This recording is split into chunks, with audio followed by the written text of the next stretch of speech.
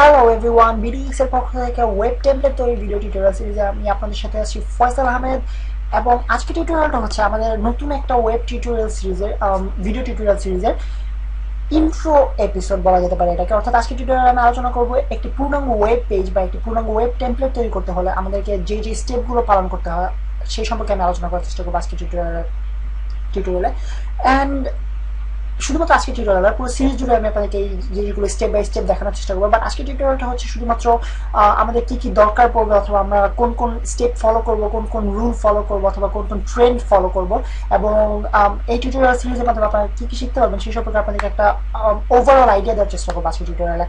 So আপনারা যারা BDX এর সাথে পরিচিত তারা জানেন যে বিডিএক্স এ ভিডিও টিউটোরিয়াল সিরিজ রয়েছে বেশ কয়েকটা, PHP, HTML, CSS, jQuery, JavaScript, এবং এছাড়া ছোটখাটো কিছু আদার্স টপিকের উপর ভিডিও টিউটোরিয়াল রয়েছে। এবং যারা ব্লগের সাথে পরিচিত তারা জানেন ব্লগটা মূলত ইরা আহমেদ কন্টিনিউ করেন অথবা বিভিন্ন পোস্ট লিখে থাকেন। আমার যদিও অল্প কয়েকটা পোস্ট রয়েছে, দুই একটার মতো, সেটা একেবারে নগণ্য ধরনের, বাট মূলত কন্ট্রোল করে থাকে ইরা আহমেদ। এবং এই ব্লগের মধ্যে ইরার প্রায় 50টার মতো টিউটোরিয়াল রয়েছে, যেখানে আপনারা ফটোশপে বিভিন্ন ডিজাইনিং কনসেপ্ট সম্পর্কে শিখতে পারবেন। এছাড়াও রয়েছে কিভাবে ফটোশপের মাধ্যমে ওয়েব ডিজাইনিং করতে হয়, ওয়েব ডিজাইনিং এর বিভিন্ন সেকশন, এবং তারই একটা ধারাবাহিকতা তৈরি একটা সিরিজ হচ্ছে ওয়েব টেমপ্লেট তৈরি সিরিজ, যেখানে ইরা আহমেদ দেখিয়েছেন কিভাবে আপনারা ফটোশপে একটি পূর্ণাঙ্গ ওয়েব টেমপ্লেট তৈরি করতে পারেন। অর্থাৎ স্টেপ বাই স্টেপ দেখিয়ে দিয়েছেন কিভাবে ফটোশপে আপনারা শুধুমাত্র ডিজাইনটা ফলো করতে পারেন। বাট ফটোশপে ডিজাইন করার পরে সেই টেমপ্লেটটাকে, অর্থাৎ সেই পেজটাকে আমাদেরকে, সেই ইমেজটাকে আমাদেরকে ওয়েব পেজে রূপান্তরিত করতে হবে, যেন এই পেজটাকে আমরা কোনো একটা সার্ভারে আপলোড করতে পারি এবং আমাদের ভিউয়াররা ওয়েবসাইটে এই পেজটাকে ভিউ করতে পারে। সো সেটার জন্য আপনাদের প্রয়োজন হবে HTML এবং CSS।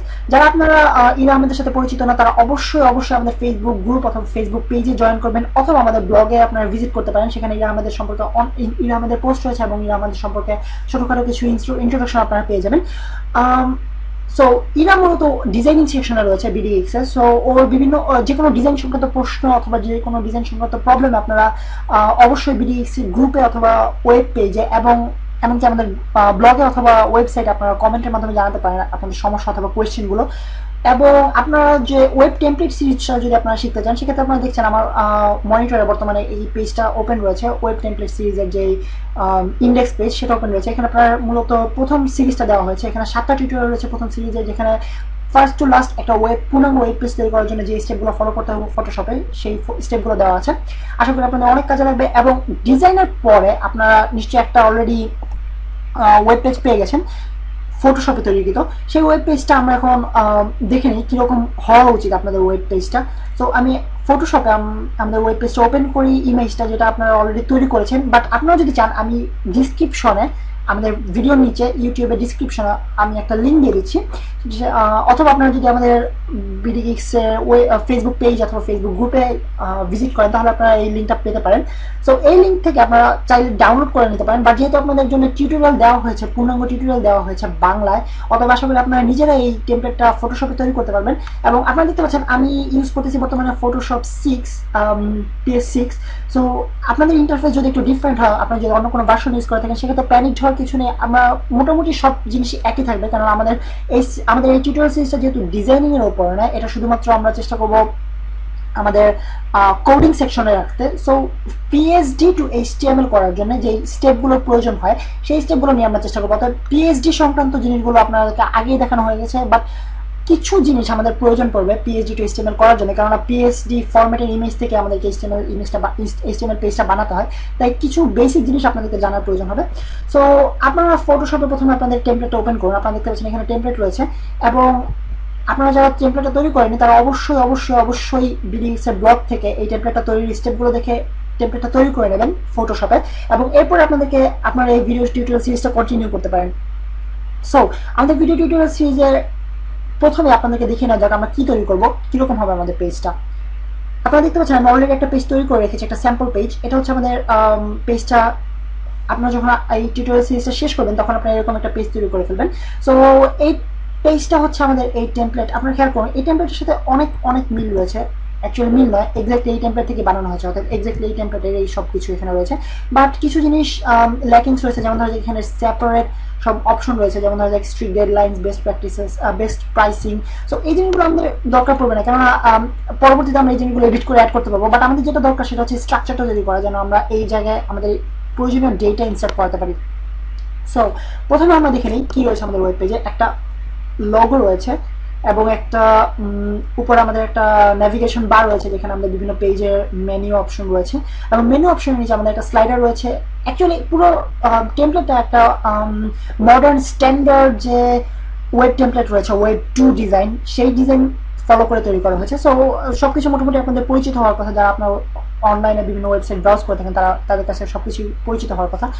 তারপর আমি একটু ছোট্ট ইন্ট্রোডাকশন দেওয়ার চেষ্টা করি। সেটা হচ্ছে প্রথমে আমাদের রয়েছে একটা স্লাইডার আপনারা দেখতে পাচ্ছেন, একটু কাস্টম ইফেক্ট দেওয়ার চেষ্টা করেছি আমি, যেন আপনারা একেবারে ডাল, একেবারে বোর্ড না হয়ে যান, যে কমন সব স্টাইলিং, কমন সব স্লাইডার আপনারা যেন না দেখতে হয়।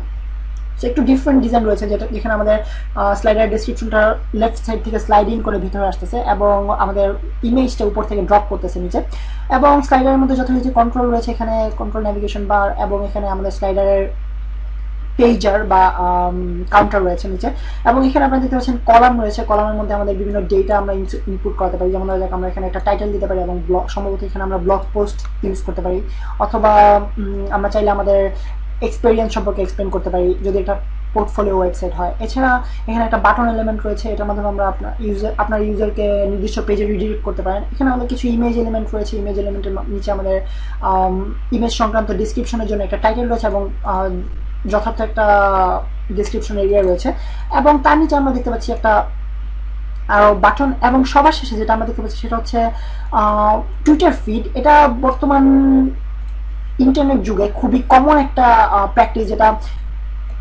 সবাই ফলো করে আসতেছে, একটা ট্রেন্ড বলা যেতে পারে এটাকে, অর্থাৎ আমাদের ওয়েবসাইটের সাথে আমাদের সোশ্যাল মিডিয়াকে যুক্ত করা। সো আমাদের টুইটার অথবা ফেসবুক পেজে আমরা রিসেন্ট যে আপডেট করে দিয়েছি সেগুলো আমাদের ওয়েব পেজে ডিসপ্লে করা। সো এরই ধারাবাহিকতা আমি এই জিনিসটা তৈরি করার চেষ্টা করেছি, যেন আপনারা একটা স্ট্যান্ডার্ড আইডিয়া হয়, স্ট্যান্ডার্ড ওয়েবসাইট সম্পর্কে, ওয়েব পেজ সম্পর্কে আইডিয়া হয়। সো এটা যেহেতু আমাদের হোম পেজ, অর্থাৎ সবকিছু মোটামুটি হোম পেজগুলো যেই ধরনের হয়ে থাকে সেই ধরনের হিসেবে তৈরি করা হয়েছে। এবং সবশেষে আপনারা দেখতে পাচ্ছেন ফুটার রয়েছে একটা ফুটার মেনু এবং কপিরাইট সংক্রান্ত কিছু টেক্সট।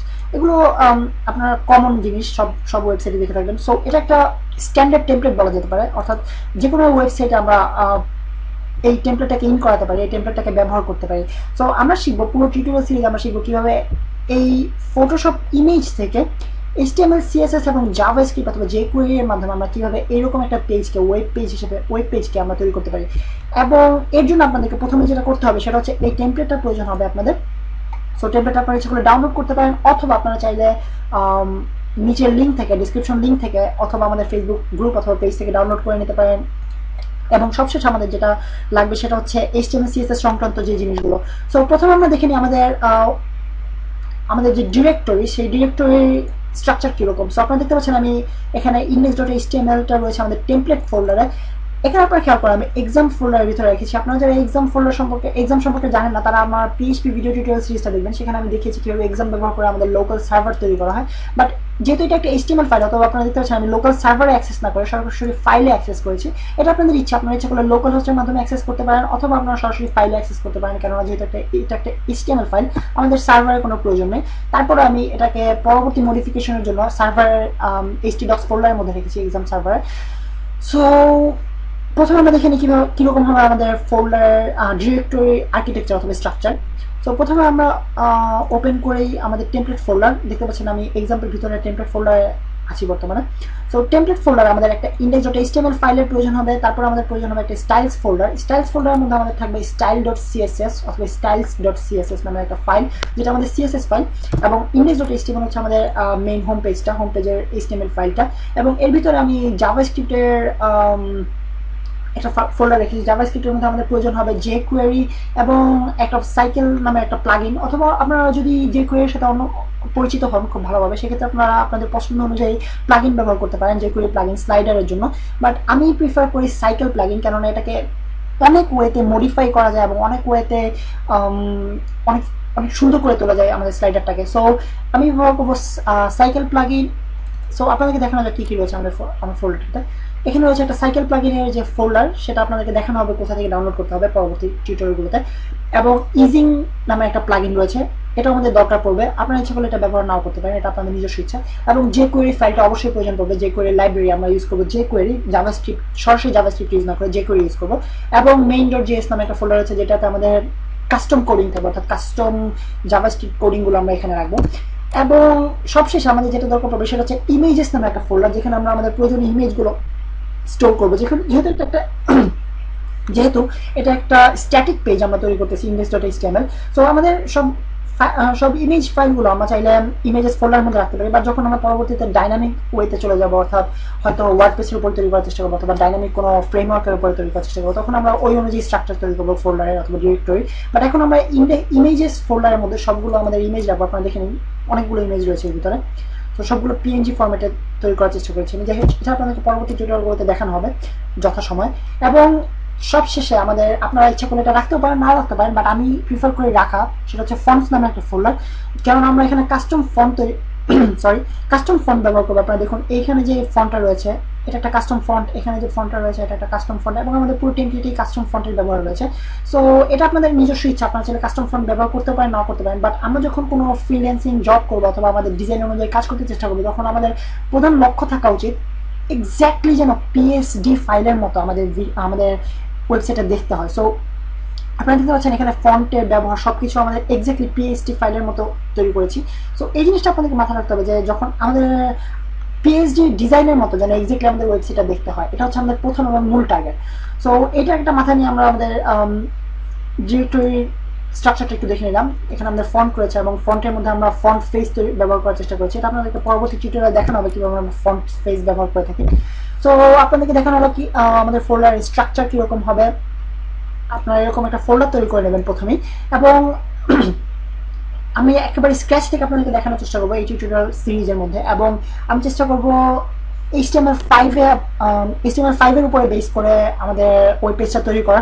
যদি আপনারা জানেন যে BDX এর যে আগের HTML CSS টিউটোরিয়াল রয়েছে সেগুলো HTML4 এর উপরে ডিপেন্ড করে তৈরি করা, বাট এরপরে আমি HTML5 এর উপরে কোনো আলাদা ভিডিও টিউটোরিয়াল সিরিজ তৈরি করিনি। তারপর আমি সরাসরি এই সিরিজের মাধ্যমে চেষ্টা করবো HTML5 এবং CSS3 সম্পর্কে আপনাদেরকে একটু বেসিক আইডিয়া দিয়ে দেওয়ার জন্য, যেন আপনারা আলাদাভাবে HTML5 এর উপরে জ্ঞান লাভ করার চেষ্টা না করতে হয়, অথবা আপনাদের ওই জিনিসগুলো দরকার না জানলেও আপনারা যেন এই টিউটোরিয়াল সিরিজের মাধ্যমে HTML5 সম্পর্কে আইডিয়া পেয়ে যান, অথবা কনসেপ্টগুলো সম্পর্কে আইডিয়া পেয়ে যান। সো এটা হচ্ছে আমার এই টিউটোরিয়াল সিরিজের অবজেক্টিভ অথবা এইম, এবং আশা করি আপনাদেরকে পুরো টিউটোরিয়াল সিরিজ জুড়ে আমার পাশে পাবো, এবং এই টিউটোরিয়াল সিরিজের মাধ্যমে আপনারা অনেক অনেক অনেক কিছু শিখতে পারবেন, এবং আপনাদেরকে শেখানোর চেষ্টা নিয়ে আমার এই পুরো টিউটোরিয়াল সিরিজ থাকবে। সো সবগুলো টিউটোরিয়াল সিরিজ আপনাদের সাথে আবার দেখা হওয়ার কামনা নিয়ে আবারও প্রথমবারের মতো শেষ করতেছি আমাদের ওয়েব টেমপ্লেট সিরিজের প্রথম video tutorial. So by everyone.